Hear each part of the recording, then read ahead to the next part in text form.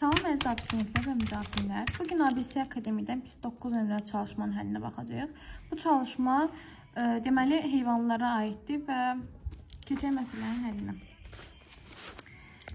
Deyir ki, şöl göyərçininin ümumi barmaqlarının sayı eyni olarsa, caynaqlarının sayının cəmi hansı ifadə ilə müəyyən olunur? Bilirəm ki, quşlarda ön ətrafda, əgər söhbət ön ətrafdan gedirsə,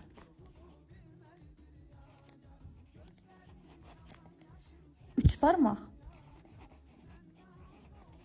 arxa ətrafda 4 barmaqdır. Bu birə ön ətrafdır, bu da bir arxa ətrafdır. Yəni ön və arxa ətraf birlikdə cəmi 7 barmaq var və hər bilirəm ki, ön ətrafımda, arxa ətrafımda hərəsi 2 dənədir. Yəni 7 dənədirsə, 7-ni vururam 2-yə 14. Deməli mənim ümumilikdə göyərçində 14 dənə barmağım var. Bunun mənə sayı nə deyir? Deyir, bu n-dirsə, bu n-ə bərabərdirsə, mənə deyir ki, caynaqdır. Bax, bu ön ətrafdakı 3 dənə barmaq qanadın içərisindədir. Onlar caynaq adlanmır. Amma arxa ətrafdakılar caynaqdır.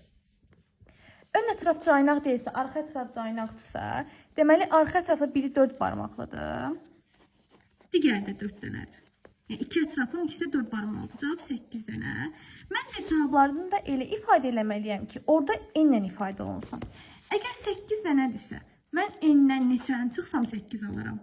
Yəni, n-im 14-ə bərabərdir. 8-dən 6-nı çıxsam, yəni n-dən 6-nı çıxsam, cavab 8 alaram. Deməli, n-6.